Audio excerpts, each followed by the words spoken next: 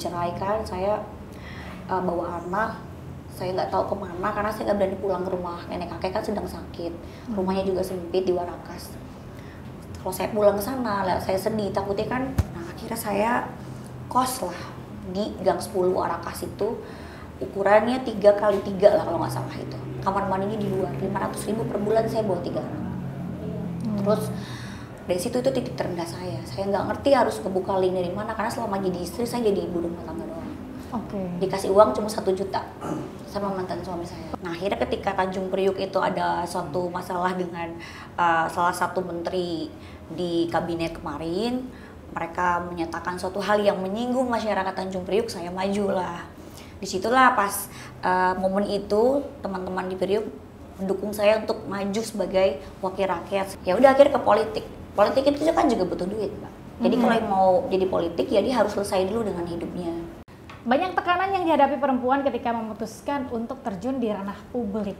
Ada tekanan sosial, ada hambatan struktural, tapi ada kisah-kisah inspiratif dan juga menginspirasi yang ada di balik perjuangan, suara seorang perempuan, dan juga memutuskan untuk membuat keputusan di parlemen. Nah, sudah ada Baby Z di sini, Baby Z Sri Mulyati. Halo, selamat pagi semuanya. Selamat pagi, siang, sore, malam. Pagi, siang, sore, malam. Baby, sekarang Yes. membawa nama panggung Baby Z Sri Mulyati. Kalau dulunya Baby Z Fatnalai, apa? Fatlanai. Oh, Fatnalai. Fatlanai. Fatlanai itu Susah, sebenarnya itu nama, iya nggak tahu susah. Itu nama singkatan anakku bertiga. Oh, gitu. Jadi Fatan, Lala, Naya. Jadi saya singkat jadi Fatlanai. Terus nama Baby Z itu Z itu dari nama produserku Naga Suara Parahayu. Nah disuruh cari PR apa nih depannya apa, karena kalau dangdut tuh kalau cuma namanya Z tuh kayak kepop-popan banget kan. Jadi karena saya pengennya disayang terus dan muda terus. Jadi saya panggilnya Baby Z gitu. Jadi Baby Z Fatlanai. Jadi namanya emang selalu baby, seperti mukanya selalu baby face. Baby face. Apa sih rahasianya tampil sempurna seperti Baby Z? Rahasianya tuh satu, harus punya hati yang bersih dulu. Karena kalau kita mau apapun, kalau hatinya itu selalu nggak bersih, hatinya selalu dengki, pasti aura ke bawah mukanya juga nggak bagus. Dua ya investasi ke kesehatan, ke juga perawatan, dan tentunya juga upgrade diri untuk menimba ilmu ya. Jadi kelihatannya sepancarnya tuh jadi sinkronisasinya jadi bagus. Asik. Nah, Baby Z kan sudah sekitar 6 bulan ya menjalani menjadi seorang wakil rakyat gitu. Betul. Gimana kesibukannya kayaknya makin padat deh. Alhamdulillah saya memang dari dulu senang bersosialisasi sih. Asik. Apalagi penyanyi juga selalu berhubungan sama masyarakat.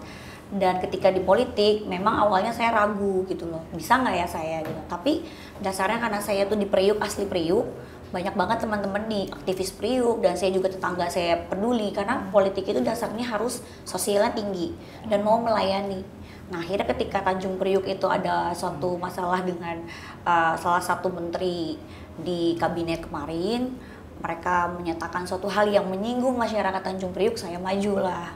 Disitulah pas momen itu teman-teman di Priuk mendukung saya untuk maju sebagai wakil rakyat, sehingga ada apapun yang mengenai Tanjung Priuk dan dapil saya tuh bisa ada pembelanya gitu. Oh, jadi awalnya TBB ini bersuara dulu ya untuk membela warga Tanjung Priok. Iya, maksudnya sebagai warga dan aktivis ya, itu aja sih. Tapi gimana setelah menjalani kehidupan sebagai seorang wakil rakyat selama bekerja 6 bulan ya sudah ya? Itu gimana sehari-harinya? Apakah masih aktif jadi penyanyi? Apakah masih aktif di dunia hiburan juga? Kalau nyanyi sih sekarang udah nyanyi di kamar mandi doang. Oh gitu ya? Sebenarnya banyak masih yang nawarin nyanyi. Hanya saja saya harus ngatur waktu. Nah, sekarang di apalagi waktu baru menjabat, rapat setiap hari pembentukan badan-badan segala macam, RKPD, pokoknya semuanya tuh harus setiap hari rapat. Setelah rapat selesai saya reses. Reses itu turun ke lapangan lagi selama hampir 1 bulan, tiap hari itu menanyakan aspirasi masyarakat yang perlu kita perjuangkan dan memberikan solusi ke mereka. Lalu ya udah akhirnya anak juga udah mulai besar-besar, udah urus kuliah, jadi fokus juga ngurusin mereka karena mereka remaja kan. Ditambah saya punya usaha bisnis ya beberapa, sehingga kayaknya nyanyi udah deh aku kalahin dulu karena juga udah tua ya gitu loh. Jadi Masa sih masih kayak ini, masih kayak 27 tahun? Amin. Gitu. Enggak, ini sarkas itu ya. Aku beneran. Aku sekarang umurnya udah 42. Serius? Iya, 42. Ternyata 45 ya gila ini. Gila sih, 24 sih dibalik 24 sih. ya, 24. Jadi sekarang tuh udah fokus lah di masyarakat. Karena dan saya memang kalau kerja di politik itu harus pakai hati ya. Jadi ketika pakai hati turun ke masyarakat panas-panasan. Kalau nyanyi kan dulu fasilitasnya serba enak, mewah. Tapi kalau sekarang tuh turun ke masyarakat ya kita harus makan di pinggir jalan bersama masyarakat, jajan-jajanan pasar, kumpul panas-panasan, ngeliat lapangan. Jadi kalau tidak dengan hati, seorang artis tuh agak berat juga karena penyesuaiannya tuh beda jauh banget. Tapi kalau untuk dibilang bersosialisasinya, ngobrolnya, serunya itu ada nyambung antara artis penyanyi dengan kita turun ke dapil bersosialisasi gitu loh. Tapi enjoy ya. Enjoy banget. Tapi ngomongin soal anak-anak kan Ya. ada 3 tuh udah TBB, katanya adopsi 1 lagi. Iya, alhamdulillah diberi amanah sama Allah ketika saya menginginkan sesuatu, karena adopsi anak itu nggak mudah sih sebenarnya. Itu mesti dapat ridhonya Allah, klik nggak kitanya, sehingga saya udah bilang ya Allah anakku udah 3 nih, udah pada keluar semua dari rumah, kakaknya udah kos di dekat UI, yang nomor 2 di dekat BINUS di Alam Sutra, yang kecil udah di asrama karena saya siapkan untuk ke militer gitu, dan saya sendirian. Ketika saya berdoa itu setahun kemudian, alhamdulillah saya nggak cari ke yayasan justru, ini diantarin sendiri sama orang tuanya yang secara mereka tidak menyanggupi untuk ekonomi ya. Karena takut dan malah jadi disia-siain, dibuang gitu. Jadi ya udah akhirnya saya ambil itu anaknya. Sekarang udah setahun 4 bulan. Tapi kenapa TBB memutuskan untuk mengadopsi anak yang keempat sih? Karena saya suka anak-anak sih. Kalau kalian mau jadi anak saya ya nggak apa-apa. Saya aja deh, biarkan jadi ini, jadi adik TBB, saya mau. Saya aja angkat jadi adik angkat, boleh nggak? Boleh ya? Semuanya boleh lah ya. Nah, ngomongin soal anak-anak sekarang udah gede, terus sekarang ada adopsi anak lagi, TBB, ada nggak sih keinginan untuk punya sosok ayah untuk anak-anak yang masih kecil? Ada, pengen sih, tapi karena saya ini udah hampir 13 tahun tuh sendirian, dan jadi ya beberapa pernah lah datang dalam kehidupan saya. Cuman kalau untuk serius secara normal rumah tangga dengan keadaan saya yang seperti ini lagi total banget di politik, saya rasa nanti akan timbul masalah baru, sehingga ya sabar aja. Jadi sambil melihat mana sih yang terbaik buat saya gitu. Kalaupun nggak ada, saya udah enjoy sih dengan kehidupan saya sendiri, karena kan aku udah punya ya, bisnis ada, kesibukan ada, punya cita-cita, lagi kuliah lagi. Jadi menurutku lagi kuliah lagi. Iya, saya lagi kuliah lagi, alhamdulillah. Di jurusan apa? Diambil ilmu politik dan sosial. Gimana? Kenapa memilih jurusan itu untuk kuliah lagi? Karena kan saya usianya juga udah segitu, dan saya nggak pernah kuliah sih. Jam lulus SMK saya langsung kerja, karena ya ada yang dulu orang tua tidak mampu, dan saya pikir saya mau kerja aja. Ketika udah punya duit, dulu udah males kan kuliah, akhirnya menikah, punya anak. Nah akhirnya sekarang kuliah lagi di situ, karena menurut saya udah harus fokus nih di politik, saya serius. Jadi saya mau ngambil jurusan yang sosial dan politik, sehingga saya bisa maksimal memberikan yang terbaik soal kebijakan, mengatur bagaimana pemerintahan nantinya, terus bagaimana tuh memahami hukum-hukum tentang di perda-perda segala macam, peraturan-peraturan daerah yang bekerja sama dengan legislatif dan eksekutif. Jadi memang saya harus belajar di situ. TBB ini kan banyak banget ya kegiatannya sekarang, selain jadi anggota DPRD, kemudian dulu juga penyanyi, menjalankan bisnis juga gitu. Udah ada di fase yang di atas lah, banyak kegiatan-kegiatan di atas juga. Nah ini dulu merintisnya itu gimana sih? Kabarnya kan habis sekolah langsung kerja. Merintisnya gimana? Sekarang kalau mau ceritain nih episode panjang ya. Cuma short story. Ya memang saya tuh asli dari Tanjung Priuk, anak Priuk. Gak ada yang nyangka, saya juga nggak menyangka bahwa saya bisa seperti ini dalam cerita hidup saya yang seperti itu gitu. Saya kecil lahir ditinggal sama orang tua, saya tinggal sama nenek dan kakek. That's why aku nggak bisa kuliah, karena mungkin saat umur aku segitu nenek kakek aku udah nggak produktif, sedangkan orang tua aku memang udah ya udahlah nggak saya nggak pernah berkomunikasi. Lepas tanggung jawab juga? Iya begitu, tapi apapun sekarang tetap mereka adalah orang tua saya, ada gitu. Mas saat itu saya SMK, saya lulus, tapi kok saya kan hobi nyanyi ya, akhirnya saya tuh sempat ngembangin nyanyi di daerah saya tuh ada hajatan. Saya nyanyi, nyumbang lagu, yang punya orkesnya itu suka gitu, maksudnya nanya ini anak kok bisa nyanyi ya gitu. Akhirnya saya diajak mereka lah keliling-keliling. Jadi bakat alam ya? Bakat alam, iya, Oke. bawaan dari lahir Dari kayaknya. lahir. Nyanyilah saya dari panggung-panggung, dari bayaran saya 25.000. Dulu tahun 2000. Satu hari satu malam. Kalau nyanyi dari mulai jam habis duhur kita makan siang tuh nyanyi panggung ke panggung. Kalau saya bilang penyanyi kondangan. Penyanyi kondang, Jadi setiap penyanyi ada kawinan kondangan. saya ada di situ dari jam 1 sampai jam 9 malam atau jam 10 malam. Alhamdulillah zaman dulu saweran banyak. Sawerannya tuh dapat sehari tuh bisa 100-200 ribu. Nah dari situ saya akhirnya menikah di umur 19 tahun. Sama anaknya Pok Ati. Pok Ati itu mertua saya loh. Kabarnya masih deket ya sama Pak? Alhamdulillah, ya saya selalu sampai detik ini mama masih berhubungan baik, bahkan sering diundang ke stasiun TV, mantu dan mertua yang sudah bisa tapi masih akur dan klop sampai sekarang gitu loh. Nah terus pisahlah saya, akhirnya saya rekaman lah ke Naga Suara. Itu pisah juga, saya kos-kos sama anak-anak, saya pindah kontrakan yang sepetak 4x4, kamar mandi di luar. Itu pernah saya alami, iya. Sama anak-anak itu ya? Sama anak-anak semua. Teh Baby biayain sendiri semua? Biaya kebutuhan sendiri, anak? saya nggak ada di, ini bukan cerita bohong ya, boleh dikonfirmasi lah.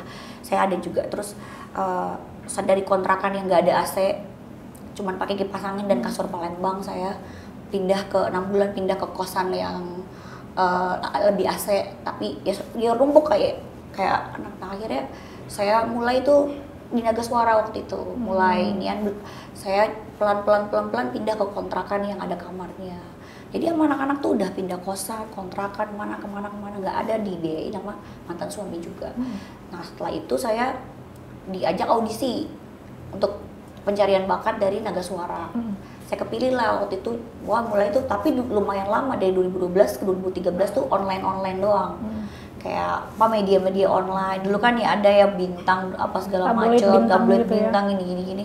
Akhirnya pas 2014 awal udah saya langsung masuk ke salah satu stasiun TV nasional di namanya Zaskia Gotik, bareng dipaketin sama Para Hayu.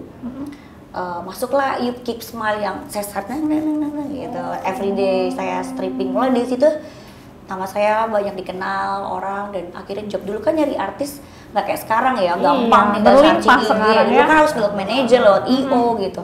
Jadi nilai kita tuh dulu tinggi sekali gitu. Akhirnya saya nyanyi, ngumpulin uang, akhirnya mulai berbisnis sedikit sampai sekarang saya udah punya alat transportasi di dekat pelabuhan sana, ya trailer bersama direkturku, terus sama kakak-kakakku juga. Nah kalau di Tempong ini di kuliner saya sendiri.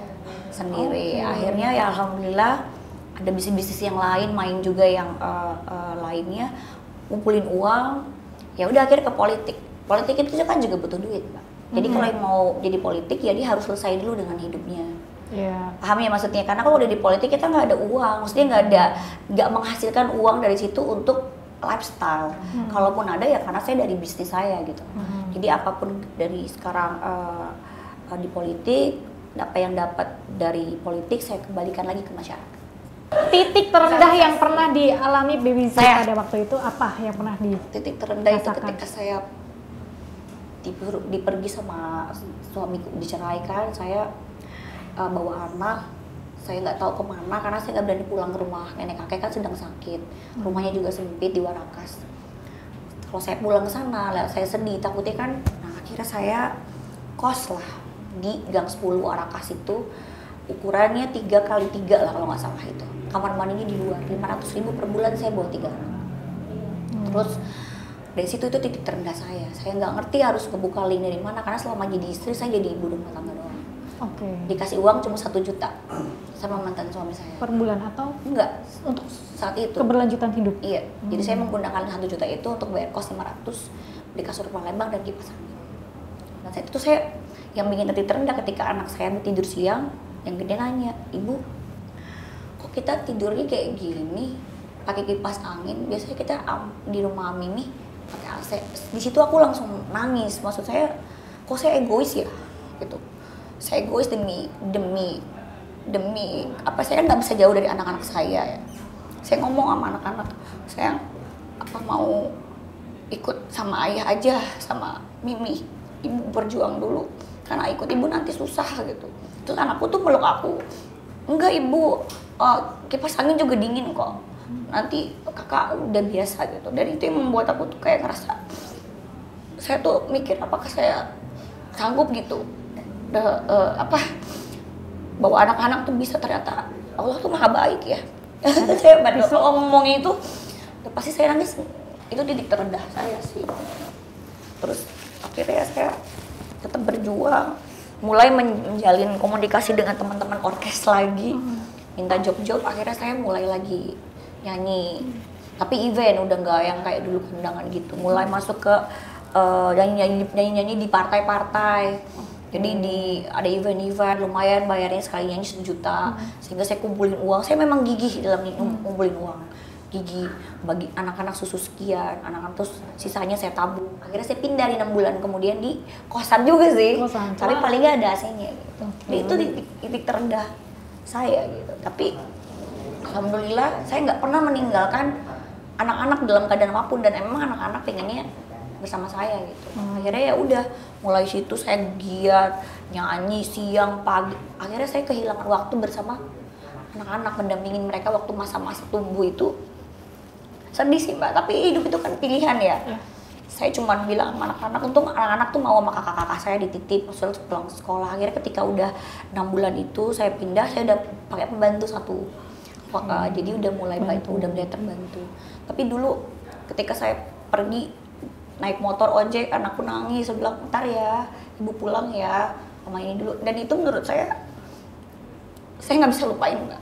Dan saya merasa bahwa tuh Allah itu mengganti semua dengan rezekinya anak-anak itu. Saya bisa sampai di titik ini karena anak-anak gitu. Saya udah hampir menyerah waktu itu. Tapi ya Allah berkata lain ya gitu. Memang perjuangannya masih panjang. Itu sih titik terendah. Berapa lama waktu itu Teh Baby melalui itu semua? Berapa tahun ya? Secara titik rendah 1 tahun. Tahun kedua tuh udah mulai saya tuh udah mulai balik, udah mulai nggak balik berjalan sih, tapi yang mulai berjalan, mulai pindah rumah. Saya pindah di Koja, waktu itu kontrak rumah 2 kamar, jadi udah mulai bagus lah. Yang tadinya saya naik ojek, naik angkot, saya kredit motor. Terus kredit motor selesai, saya mobil yang bekas-bekas, saya ada Picanto zaman dulu. Tahun lama saya kredit, saya kumpulin uang, dapat 1.500.000, saya celengin 500, saya kasih susu 200 buat pegangan saya. Jadi saya tuh nyelengin dulu pakai itu loh, pakai celengan plastik itu. Demi Allah. Jadi kalau ada uang 1 juta, saya ini kan gopek bagian saya, gopek saya tabung. Anak susu 100.000, 200.000 saya bawa di dompet. Tapi saya harus memaksakan 100 itu masuk ke tabungan, karena saya bawa 200 pergi juga udah pasti habis. Jadi kalau saya ada uang lebih, saya masukin celengan. Jadi setiap bulan itu celengan itu yang membayar kontrakan dan cicilan mobil saya. Kalau 100 bulannya itu 3 juta. Itu udah bisa bayar cicilan mobil 2 juta. 1 juta itu buat bayar kontrakan. Jadi itu ya, kalau makan kan kita insya Allah lah ya jalan. Itu yang saya terapin terus. Sehingga saya akhirnya rekaman dan bisa dapat duit, dan lumayan lah dendamku masa lalu bisa, walaupun kontrak udah punya mobil. Saya memang suka mobil kan, jadi dulu walaupun kontrak yang penting punya mobil gitu. Akhirnya sekarang jadi kebiasaan saya, termasuk cewek yang koleksi mobil, bukannya tas dan segala macem gitu. Itu hobi ya, kan beda. Gak ada yang mau lanjut penyanyi juga kayak Teh Baby? Gak ada yang mau. Ya. Gak ada yang mau. So oke lah ya, kan beda ya. Mungkin ada hal-hal potensi diri mereka sendiri yang ingin mereka kembangkan. Gitu. Tapi aku tambahin ya, aku kan nggak kuliah ya waktu itu, belum.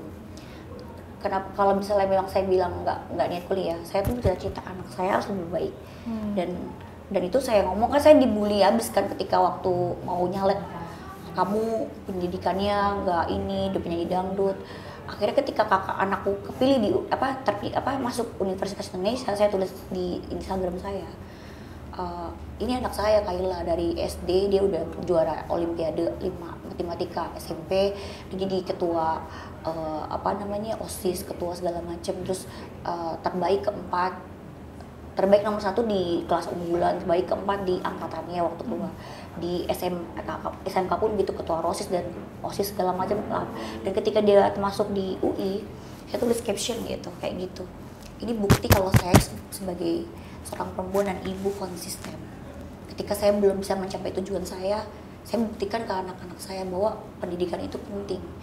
Dan akhirnya setelah itu ya mulai itu ya ngebully agak sedikit berkurang. Dan akhirnya saya buktiin sekarang setelah saya juga mengupgrade diri untuk juga melanjutkan kuliah saya.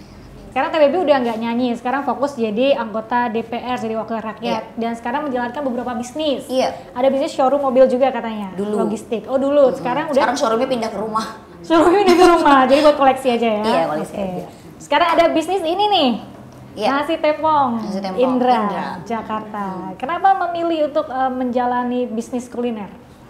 Sebenarnya itu kebetulan sama Mbak Uti juga lagi di Bali pas COVID saya makan di situ, tahu dari teman saya, makanan apa sih ini itu kok sambalnya enak ya. Di situ saya nggak ada pemikiran mau buka, Mbak, uang aja belum banyak, belum kumpul, nggak mikir. Nah, ngobrol lah sama Bu Indra, pas kebetulan ketemu di situ ada kayak Teh Yunisara juga, ada Kak Ivan Gunawan ya Mbak ya. Ngobrol, dia minta, saya iseng sama ibu, Bu, maulah Bu, ibu itu kan nggak buka franchise, dia nggak mau. Pada saat itu tidak membuka franchise? Memang nggak buka, mereka nggak mau buka franchise, sama siapapun ditawarin nggak mau. Saya bujuk lah, Bu, sama saya aja, saya nurut lah apa kata ibu gitu. Nggak tahu selang berapa lama ngabarin ya Mbak, dia ditanya sama artis yang lain juga nggak mau, pas sama saya itu udah bayar franchise, belum punya tempat, belum punya uang buat bangun, akhirnya ini sendiri Mbak, akhirnya saya buka, berjuang setahun ini bangun segala macem. Setelah jadi saya senangnya banget. Kenapa? Karena orang Jakarta dan sebagainya kaget ada Nasi Tepong Indra di Jakarta. Jadi pelopor ya? Dan pelopor, ini pionirnya di sini. Pionir perdana di Jakarta, Nasi Tepong. Ini sudah datang menunya. Oke. Nasi Tepong Indra, karena Nasi Tepong itu banyak. Nasi Tepong Indra pertama di Jakarta. Nah, di sini tuh semuanya juara. Yang paling kita jual sebenarnya kan sambal. Kalau yang gorengannya itu adalah ya semua hampir rata-rata gorengan ya sama lah ya. Tapi kita juga punya bumbu yang sangat luar biasa, beda, dan juga sambalnya nggak ada yang sama ini juga. Iya. Ini signature Nasi Tepong. Kita makanan kaki lima, tapi apa ya, rasanya restoran. Aku nggak ngambil cuan banyak, yang penting semuanya happy. Jadi menu yang paling signature gitu ya di sini yang mana? Ini signaturenya tuh ayam.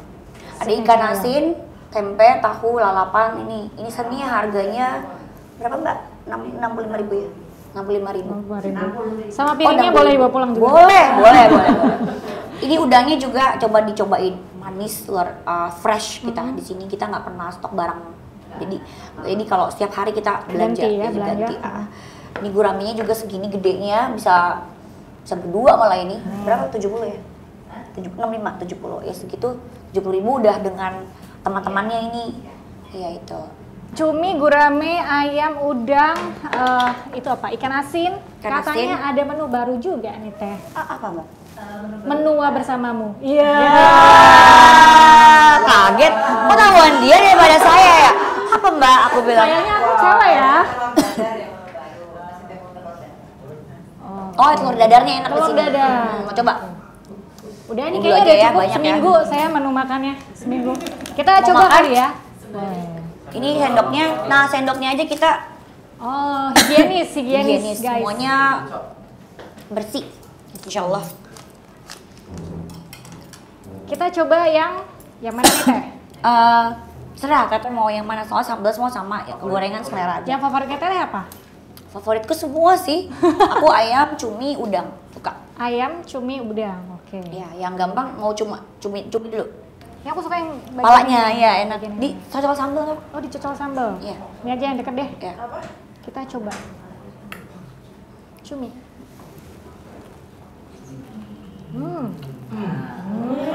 Pengen kan? Kayak makan duluan. Enak nggak amis.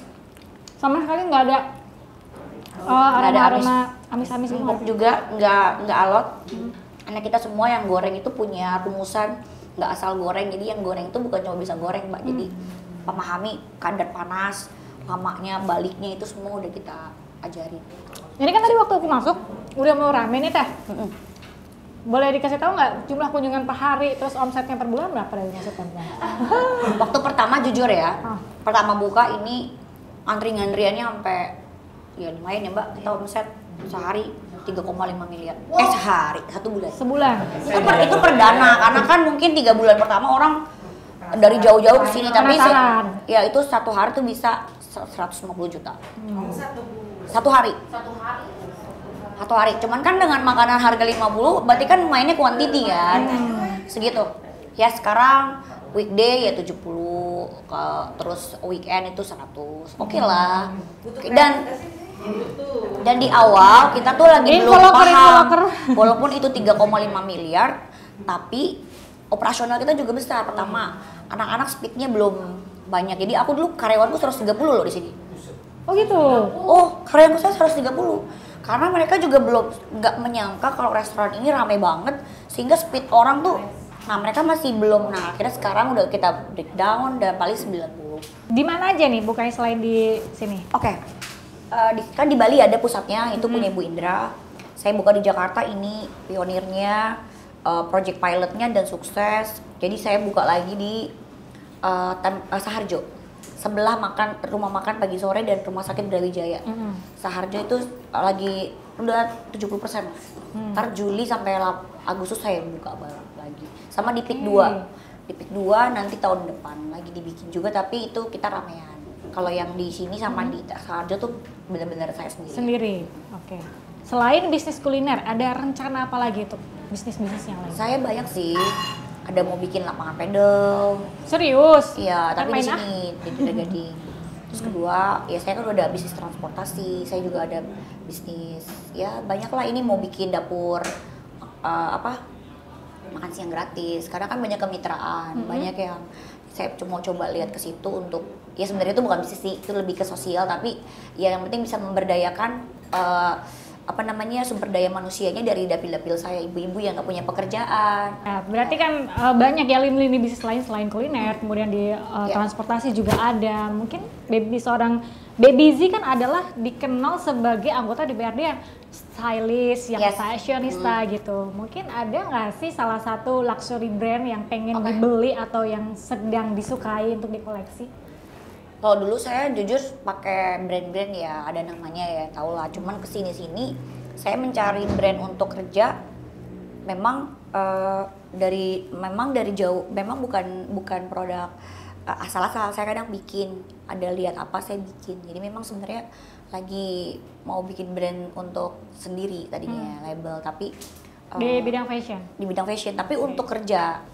Jadi mau coba dulu untuk smart casual gitu ya. Smart casual, sama ya saya nggak pakai brand-brand yang biasanya sih, nggak pakai brand mewah. Sekarang udah meninggalkan brand luxury brand itu ya. Iya, tapi tetap baju kerja saya kelihatannya mewah. Sampai saya tuh saya pakai baju kerja pernah bikin rapat paripurna. Wah, ramai banget yang posting, yang komen sampai 2.000. Semuanya bilang ini mau kerja, mau rapat apa mau fashion. Padahal aku pakai baju kerja loh, kagak ada. Dan itu bajunya cuman kalau dihitung 2 juta doang kayaknya untuk ini aku. Nggak tahu ya, mungkin gantelannya cantelannya ya, katanya mau pakai baju si Oren juga, aku yang 100.000 mungkin bisa bagus. Kan katanya harus investasi di muka, biar mau pakai baju 15.000 juga kelihatannya mahal gitu kan. Satu hal, investasi untuk perempuan ya, investasi di muka boleh, tapi harus investasi di vagina. Oke. Untuk perempuan ya? Untuk perempuan. Karena udah pasti, otak udah pasti. Investasi di vagina itu maksudnya jangan cuma fokus di kesehatan muka, kulit, juga ini, tapi vagina kita. Kesehatan reproduksi. Iya. Nah ini katanya jadi isu yang concern, Teh Baby sedang concern untuk hadapi itu reproduksi sama di hak-hak wanita. Iya. Kenapa sih pengen mengangkat itu? Pertama, perempuan tuh sering banget banyak mengabaikan tentang vaginanya. Ini vagina ini bahasa Indonesia baik dan benar ya. Iya. 2, data menunjukkan kematian perempuan tertinggi di nomor 2 di Indonesia adalah kanker cervix, di nomor 2 di dunia nomor 1. Kematian per detiknya tuh ada kematian perempuan. Kenapa? karena memang perempuan kurang aware. Kita ada jerawat dikit langsung ke dokter. Cuma kalau di situ ada hal masalah dikit kita memilih diam, malu. Produk-produknya tidak berdasarkan asal ini nggak boleh. Jadi aku di sini karena BPJS juga udah nggak menanggung kanker serviks. Bagaimana masyarakat di bawah yang nggak mampu berobat? Saya akhirnya membawa ini konsen bersama Yayasan Perempuan Sadar Vagina untuk berkampanye, memberitahu langkah-langkah yang dilakukan sehari-hari di rumah tanpa mengeluarkan biaya. 15 langkah menuju vagina sehat. Dan itu ada hubungannya dengan laki-laki, karena ketika vagina kita sehat, otomatis jadi enak. Itu membuat edukasi bagaimana laki-laki itu tidak main kemana-mana, jajan kemana, bawa oleh-oleh yang akhirnya menyebabkan kanker serviks. Tapi kanker serviks sekali lagi bukan karena semata-mata virus disebarkan oleh pasangan bebas. Tapi dari kita jalan menjaga dari kecil, makanya anak SD sekarang udah disuntik HPV 9 tahun ya, yang belum. Nah perempuan, kalau maaf ya aku boleh ngomong nggak apa-apa kan, keputihan, ada smellsnya nggak bagus, didiamin. Lama-lama mulut rahim kita rusak, karena di vagina itu ada bakteri 95% baik, 5% itu vagina jahat. Jadi kalau kita keputihan, lembab, bakteri baiknya ini mati, kebanyakan bakteri jahat, sehingga berangsur-angsur lama tidak diobatin, cuma minum apalah obat yang wangi-wangian, itu malah membuat bahaya. Kalau nggak tahu trik 15 langkah ini, kasihan. Ketika mulut rahimnya terluka, maka semua bakteri jahat ada, ujung-ujungnya ke kanker. Jadi vaksin memang mahal sih, tapi memang saya berusaha bagaimana nanti ini program saya mendapat perhatian pemerintah sehingga bisa ada vaksin yang lebih murah. Dan kenapa kayak 15 langkah ini dulu aja dijalanin, sehingga ya 15 langkah maksudnya itu menjaga kelembapan. Kita kalau pakai celana dalam itu harus diganti dan harus berbahan katun. Kalau ke kamar mandi kita bawa tisu, mencukur bulu-bulu, karena ketika bulu-bulu itu lebat, karena kalau kita itu basah kan, dan kelembapannya itu harus 37 derajat sesuai suhu badan. Tapi kan nggak mungkin kita ada termometer tiap hari kita suhu di situ ya, nggak mungkin. Diketek kita berapa dan suhunya kerasa.